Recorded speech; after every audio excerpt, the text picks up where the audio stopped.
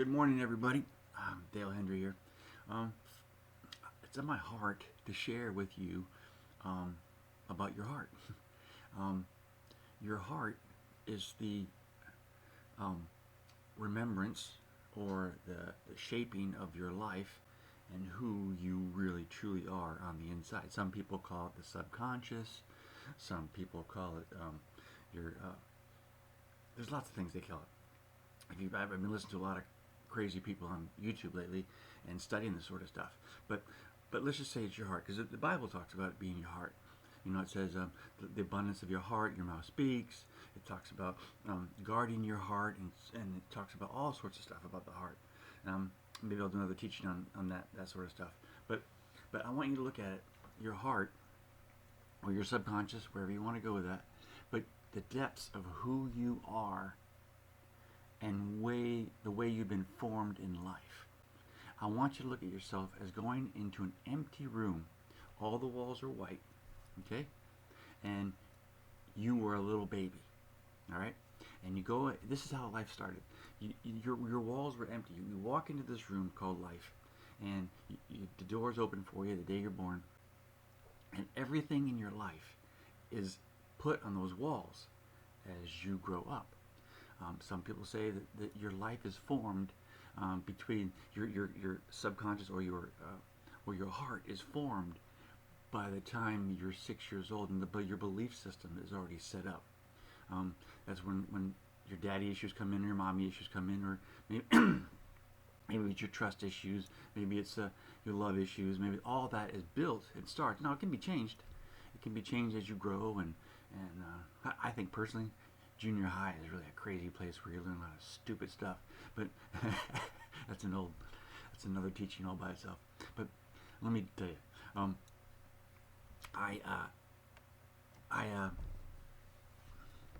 but let's go back. So the heart is like an empty room when you're born, and so maybe you go through the daddy leaves me syndrome. That's what I had when I was 4. Maybe you go into the adopted dad and he was an alcoholic, or maybe your real dad was an alcoholic, or maybe your drug dad was a drug addict, or maybe your mom used to just beat the living daylights out of you. Maybe you had no issues like that at all. Maybe you had. When I grew up, and God bless my mom, she had to work, and they call that the when you what it was I would come home alone, and I would be alone in the house until 5:30, 6 o'clock every night. Get home at 3 or 4 o'clock in the afternoon, junior high and high school. And so during that time, they say, this is what they say, that somebody had to be home. Someone had to welcome you when you came home every day. And so I didn't have that. So there's two types of rejection too. There's overt and there's covert. Overt rejection is where they over rejection is like, you're an idiot, you're a jerk, you're whatever. But covert rejection is the things that in life need to be done. Like my mom had to work. I took that as rejection, her not being home maybe. But a lot of those things are built on, and what happens is we take those things and we put a plaque on the wall of that room of our heart. I'm not worth my mom being home when I get home. It might be when my dad left when I was 4. What that said to me is like, I'm not worth having a dad around. Maybe you see people in the way they act like they're your authority. People are your authority. Your dads and your moms are your authority, and you see them maybe drinking and drugging and that sort of stuff, and you think that's the way life is.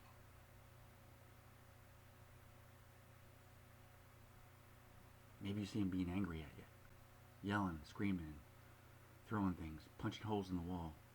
Maybe you think that's the way life is. And you put all this stuff on your wall, on your belief system, on what you think life looks like. This can go really deep if you allow it to. You can go deep with it and get kind of weird with it too. But your life is based around your heart right now. What you believe about yourself is basically the life you have now. Our views about work, our views about God, our views about the Bible, our views flat out. So what do we do about this, I like to go and repaint my room. Just repaint my whole room. Take those plaques off the wall that say, I'm a jerk. I'm not a good dad. I'm no good. I'm overweight. Too skinny. That was mine for many years. I was very skinny for many years. Thought I had to gain weight and work out. I'm wiggling the thing here, aren't I? Yeah, sorry about that. So what is it? What's on your wall? You see, when these traumas come, when these things come, when these overt rejections, covert rejections come, we take them in. And they are beliefs we have about ourselves. And we can't get free. And the free that I mean is free on the inside. I read a Bible. There was a big Bible I got when I was doing ministry in the jail, and they have a Bible inside the Pinellas County Jail called Free on the Inside.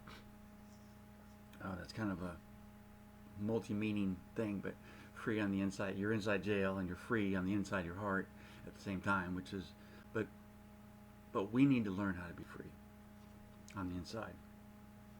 We need to learn our passions in our life. But let me get back to my teaching. I'm getting off rabbit trail there. So how do we do this? How do we clean this up? Maybe there's somebody on your wall. You look up, you see somebody on your wall that just makes you mad, or makes you sad, or makes you miss. Is it regrets? Is it unforgiveness? The first thing before you paint your new wall. See, right now I want to go paint a whole new wall. I'm going through something in my life right now that I've been through before, and I'm tired of going through it. I really am tired. Two things, actually. And it seems like they coincide. They work together. One's always happening. I'm not going to go into it right now. I'll talk about it as a testimony when I'm done through with it. That's Romans 5. Go through it, perseverance, all that kind of stuff.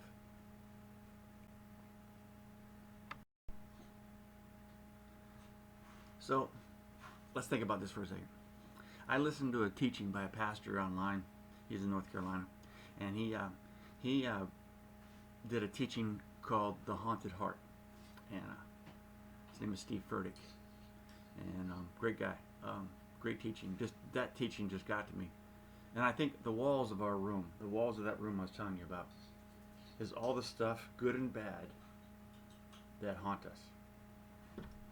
I meant, if you look on your wall, if you see, maybe you'll see a picture of your dad you never forgave, or a picture of a teacher that puts you down all the time, or maybe it was a friend that put you down all the time, or maybe it was a good thing. Maybe you had a very encouraging mother and dad that did that, and that keeps you. But everything is formed in your heart. It's all stuck there. And the way you get free of it is you go into that room, go into your heart, and you ask the Lord, said, Lord, what's holding me back today? Please show me what's holding me back today. And because I did this with a man in Colorado a few years ago, and it changed my life forever. And I was like walking down a hallway, and there's doorways and people I didn't forgive, and resentments of my own that I had in there, and he just walked me down through this hallway, and I opened all these doors, and it was set free from a lot of stuff. Still working on some stuff, but on the walls of your room, go back to your room. The walls of your room is all the things that you hold in your heart. And so what do? We can't just repaint the room and just not leave all the pictures up there. We got to take those things down, take them down. We got to get free of them. We got to forgive the people. Maybe you're on your own wall. Maybe you're hanging on your wall. Maybe there's pictures of you on your wall of you and all the mistakes you did and all the resentments you have for yourself. Hmm. I think that's where I've been at for a little while. And this is that last video I told you a little bit about loving yourself. You can't love yourself until you get rid of your resentments. Because we've all done things wrong. But what are the things you've done wrong? What are the mistakes you've made? Maybe it's marriage. Maybe it's fatherhood or motherhood. Maybe it's business. Maybe you have a lot of failings in business. Maybe you're a minister and you have failings in ministry. Maybe you didn't say the right thing to somebody one day and they went and committed suicide. It wasn't your fault. By the way, in ministry I've seen like 11 guys die on me, more that I don't know, I'm sure. So I know the resentment's there. But what's on your walls? You got to go back and take each of those pictures off the wall. Either forgive them, forgive yourself, learn to love yourself, and repaint your wall. Light blue is a good color. It's kind of a soothing color. Well, you pick your color. You take all that stuff off the wall, repaint your room, start a new life. But you have to go back and take the pictures off the wall first. Especially the picture you've painted of yourself. You got to change that. I'm sorry. And I got to tell you right now, to be open with you, I'm trying to do that myself. Trying to do it myself. I had the label. I remember one of my last labels I had on was pastor, and so I had to have this perfect life, and I had to not make any mistakes, and I cared really greatly what everybody thought of me and stuff like that, and so that created a bunch of resentments towards myself. And so I said, I'm done with that. I can't get to the point where what people care about me. I mean, I gotta have a little bit of that, you know. But basically, what do you think, or who do you think you are? One of my teachers was who in heaven do you think you are? What does God think of you? He's forgiving you. What's your mate think of you? If you don't have a mate, what do your friends think of you? But see, that stuff can really bother us if we live there on those opinions of other people. It's not good either. But the deep focus, the deep vision, the deep who are you? Who do you think you are? If you think you're unloved, if you think you're disgusting, if you think you can never be loved, who would want to love me? What are the lies you believe about yourself? Because, and like I said, I think one of my teachings I talk about John. In John, it says that you can't love anybody else until you love yourself. And religious people take that way out of context. Love yourself. How can you? They don't even read that part. They skip that part. Stop it. Just stop it. Learn to love yourself. Learn to love you.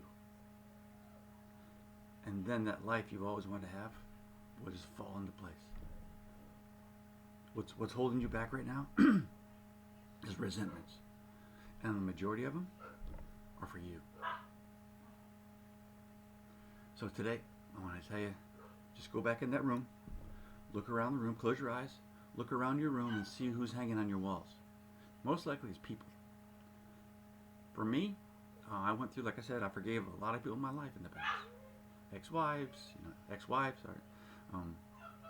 all that stuff. But then it comes down to the nitty-gritty one day, and the Lord says, Dale, who do you think you are? And in my heart, I didn't like myself. See, only you know all your mistakes. Not everybody knows your mistakes. This can hinder your prayers. Somebody says that sin hinders your prayers.